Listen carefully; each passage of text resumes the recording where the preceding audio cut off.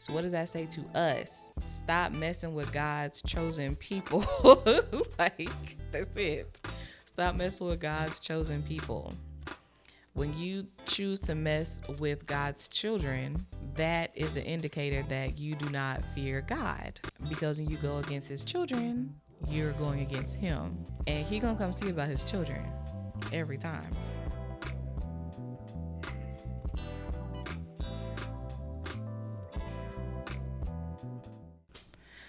What is up, you guys? Hello, lifters and listeners. Welcome back to the Lifter Up podcast. I'm your host, Latrice. If you have been watching for a while, welcome back. And if this is your first time listening or watching the show, then just welcome. Listen, y'all, I gotta be honest. This is my second time recording this episode. The first time I did it, it's actually a different topic as well. So I was originally going to talk about this, but then I decided to change it last minute. Because it wasn't making sense to me. Honestly, it wasn't coming together, and I was like, Lord, I don't think this make any sense. So I was like, I'm going to figure out something else to talk about. So then I sat around for a while and wrote out a whole different set of content for a different episode. So I recorded it, and honestly, it wasn't giving. It wasn't giving. So I was like, I gotta re-record this. And I felt like the Lord was like, go back to what you had originally. And I'm like, Lord, I don't know. Like, why? And he said the reason why you didn't like it that first time is because you weren't passionate about it. Remember last week you said that you loved that episode so much and you felt so much excitement as you were reading your notes and speaking it and orating. And I was like, yes, Lord, yes, that was exciting to me. And he was like, because you were passionate about it and because it felt like it connected to you. And you cannot forget that when you give these messages, it doesn't matter where you're speaking. If you're speaking to 1, 10, 100, 1,000, 100,000, million, doesn't matter how many people you're speaking to. If you're speaking for me about a message that I've given you, then you need to make sure that it's first applying to you. And then you'll be able to translate it to other people. So the Lord gathered me up a little bit, y'all. He did. And so I had to go back to this topic, which I am passionate about. It's just at the end it wasn't coming together, and I didn't get a chance to write it the way I wanted to. So if you see me looking down, it's because I had to handwrite my notes out before. But that I gave all that background and splill right here just to give a reminder for us all to be obedient to God the first time, regardless of how it may look. And also that it is okay to start over. There was a point in time where I would have been like, nah, I ain't recording this again. Got me here in front of this camera a good 30 minutes already. I ain't about to do an hour and plus none, right? But obedience has a way of making you override all those emotions, all those feelings. So yeah, it's okay to start over and remember to be obedient to the Lord. And honestly, that's going to be a theme throughout this entire episode, is being obedient, because last week we talked about fear of intimacy. If you haven't watched it, if you haven't listened, please go back and listen. Go back and watch.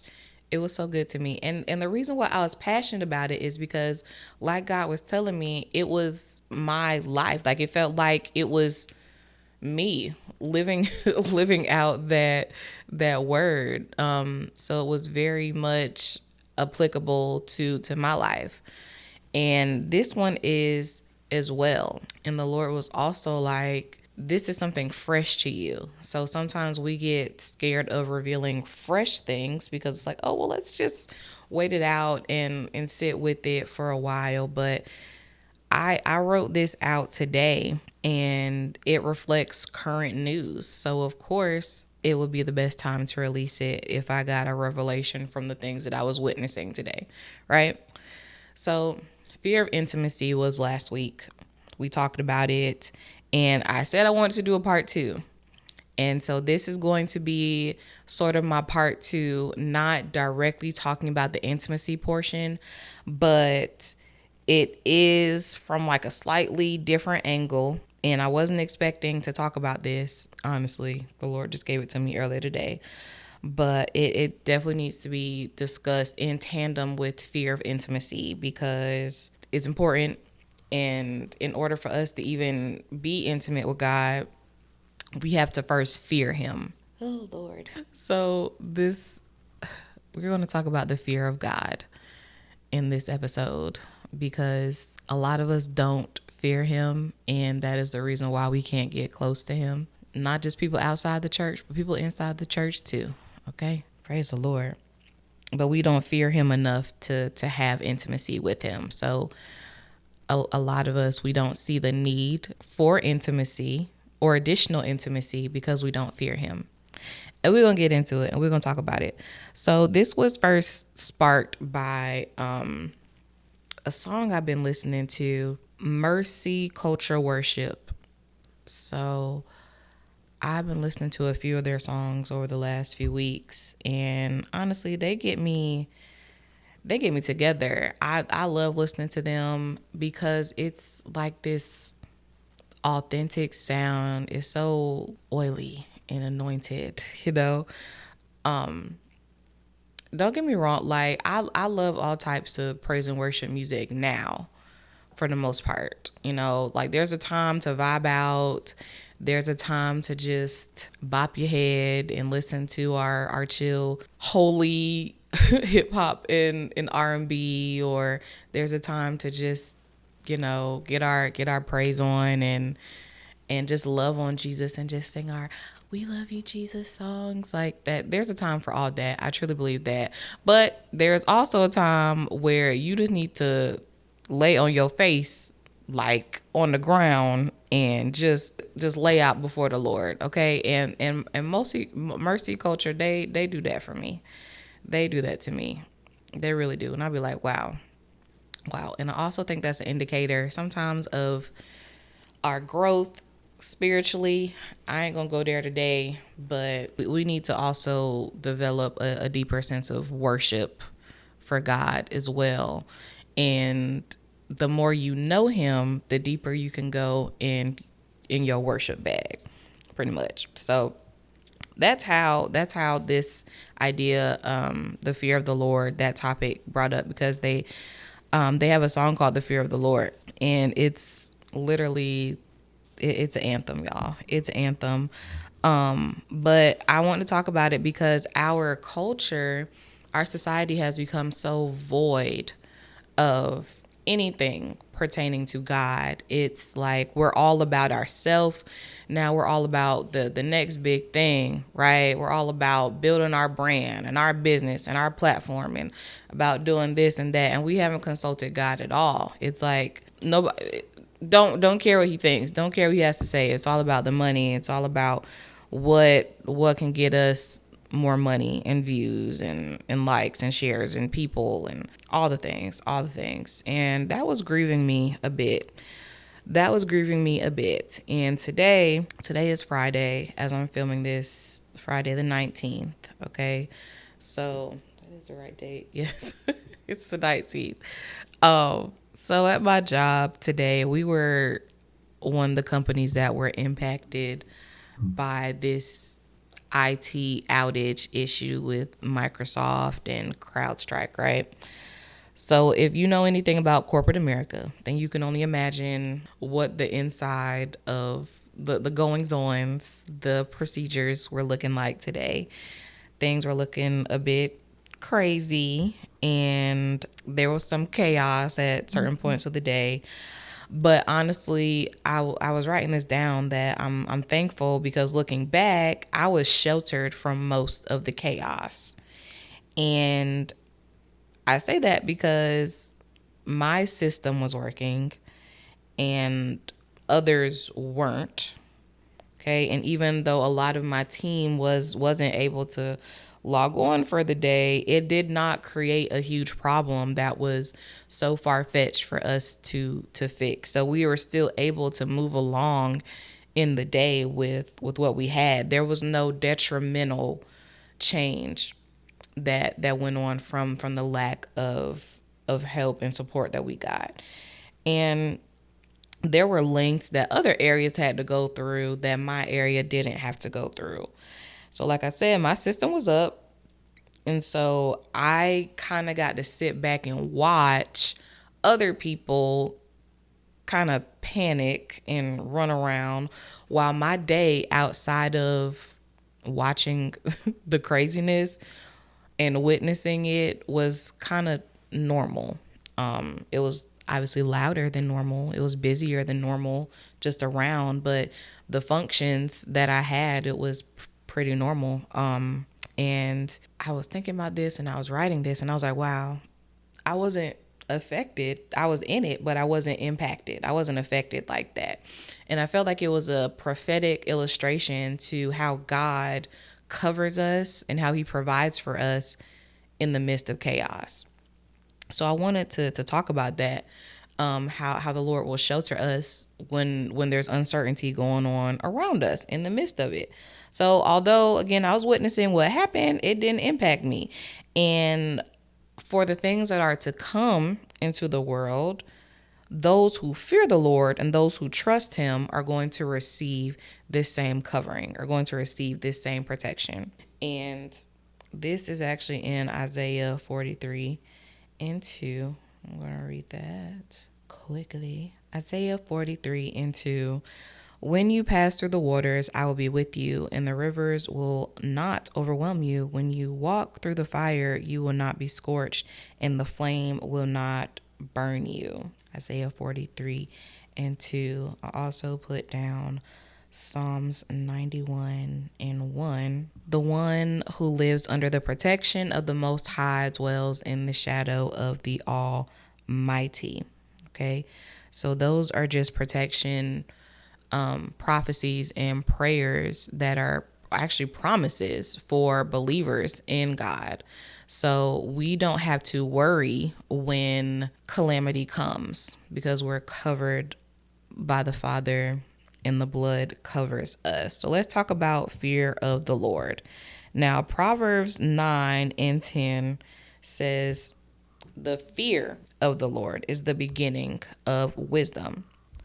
Why is that? Why? So I was thinking about this. I was like, well, Lord, well, why would that? Why would that matter? Why does that matter? And it is because wisdom is value.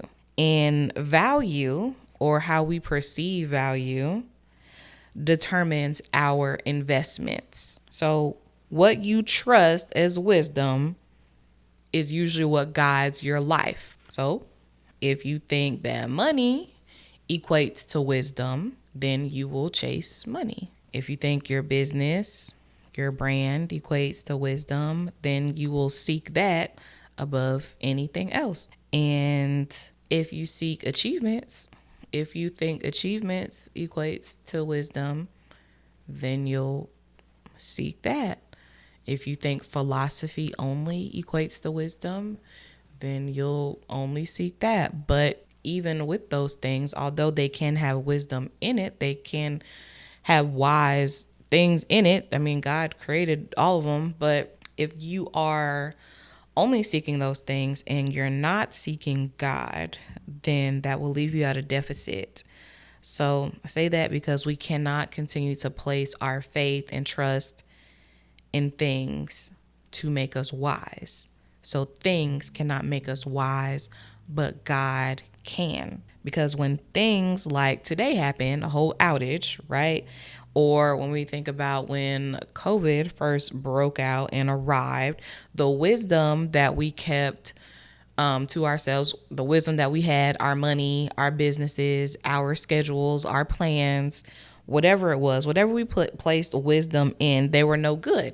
They were no good, right? Because God wrecked everything that we believed to be true. He turned it all upside down. So when everything went under, we didn't know how to function. We didn't know how to function because our God, that lowercase g, it had fallen.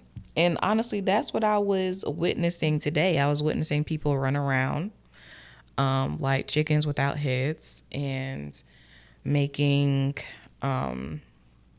demands and acting as if it was the end all be all that this had happened.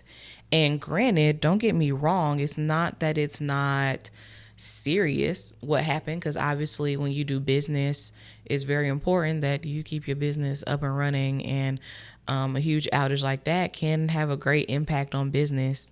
Understandable. However, comma, and period, like, we cannot allow these things to become so big and inflated that we think that it is everything. We can't let it dictate how we run our lives. We can't allow that. We can't allow that, as if there's no hope when Jesus is our hope. Having fear of God doesn't expose us to danger, but it exposes us to miracles. Because it's then when people will look at us and they'll wonder how you were able to thrive in the midst of calamity. And it's in the moments of, oh, well, yeah, like I saw it happen. I saw it all go down, but it didn't impact me at all. Like it just bypassed me completely. Those are the praiseworthy moments. And that's why God has chosen people to show his miracles through, so that others may witness it, and then they will know who we are getting our, who's allowing us to live like this in the midst of craziness. And it's the Lord. It's the fear of the Lord. It's the fear of the Lord. And the fear of the Lord also comes with obedience. So that means that you do the thing that he has asked you to do, regardless of what it is, despite the mental fear that you may have, despite how it looks to others, the faith that your spirit has, and the fear of the Lord that your spirit has, the recognition of who God is, then that starts to trump all the mental fear that you may be feeling, that the enemy may be trying to throw at you. So again, obedience goes with the fear of God. Also, let's talk about what the fear of God is. It's a holy reverence for God. I just had to put that out there. Now, I've been reading Esther with one of my good friends, one of my besties, and I read through Esther. I've read it before, but I read it this second time, and you read stuff and it's just like, man, that spoke to me. That really spoke to me. I didn't realize that this was here before. And that's often what happens with the word of God, because it's living, right? But Esther is a great example. The story in general is a great example of what the fear of God is. And for those who have it, those who don't, those who walk in obedience, and then what happens after God shows up and shows out, the impact, the residual impact that happens. So we have Esther, Queen Esther. She is favored, made queen. She is fearful because she has to approach the king and ask for a favor, but she is obedient to that. We have Haman, who is the villain in the story, who obviously represents the character who has no fear of God. And we have King Xerxes. And I'm not going to say King Xerxes did not have a fear of God. He was a pagan leader, so I'm going to say no, predominantly, but he was a pagan ruler, so it is what it is. Then we have Mordecai, who raised Esther. He's obviously a faithful servant of the Lord. He has fear of God, definitely, because he goes to Esther and is like, hey, you have to do this for us. So Mordecai was the igniter to Esther's obedience. He was the catalyst. He was the fire that got her going. So what was the end result of all the entire story of Esther? The result is all of Persia feared the Israelites and the God of the Israelites. The story literally says that people were saying that they were Jews because they had so much fear. They had so much fear of the Jews because of everything that they had accomplished, and they were able to get this law that was passed to protect themselves. So people were saying that they were Jews at this point. And what Haman thought that his position and his power and his wealth, his proximity to the king was going to keep him safe. But he had no fear of God, because if he had, he would have recognized that the Israelites were God's people. Let's let that breathe for a second, okay? He had no fear of God. And we know that because he would have recognized the Israelites were God's chosen people. So what does that say to us? Stop messing with God's chosen people. Like, that's it. Stop messing with God's chosen people. When you choose to mess with God's children, that is an indicator that you do not fear God. Because when you go against his children, you're going against him. And he gonna come see about his children every time. He would have respected them and he had fear. So that's that. Instead of respecting God's people, Haman chose to rise up in pride and all of that. So that prompted a question for me. What is our response to opposition? And what is our response when we don't get our way? So Haman wanted everyone to bow to him. Mordecai did not. So is our response, God's got this? Or is it, let me go ahead and make a way for my way to be performed in the earth? How can I get this to fit my wants and my will? And our answer to that will reveal what we fear. And anything that we fear, we eventually end up bowing to. I'm gonna let that one breathe as well. Anything that you fear, you will inevitably bow down to. So how do we get a fear of God? How do we get the fear of the Lord? Again, a holy reverence for who God is as our creator, as almighty, as being beyond us, as being greater than all, as being sovereign, authority, govern, king, all of that. It starts with the full acknowledgement of who he is and being obedient to what he says and trusting that he's going to do what he said and believing that he'll do it again. So we need, as Mercy Culture Worship says, we need the fear of the Lord. Because with the fear of the Lord, it comes so many other things. We're able to get wisdom. We're able to discern. We're able to have freedom, all the things that come with that, all the gifts that come with the fear of the Lord. We need all of that. Y'all, we need all of that. And again, for the way the world is going, we're going to need it even more, because we can't let our jobs and our business and our mindsets and our plans and our schedules become our God, because only the Lord and only those who fear the Lord, only those who fear God will have the proper preparation and the proper coverage for what's about to happen next. And I don't know everything that's going to happen, but y'all can clearly see that we being set up for something.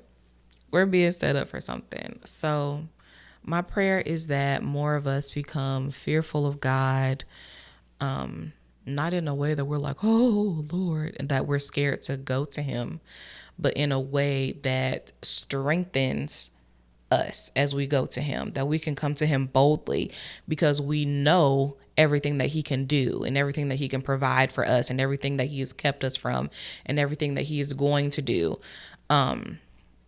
just for who he is. So that's my prayer for my generation and all the generations, honestly, that the reverence is there and that it remains. I know this episode was a little bit different, but our reverence impacts our intimacy with God. So you can't get close to God without fearing him. That means you have to know him.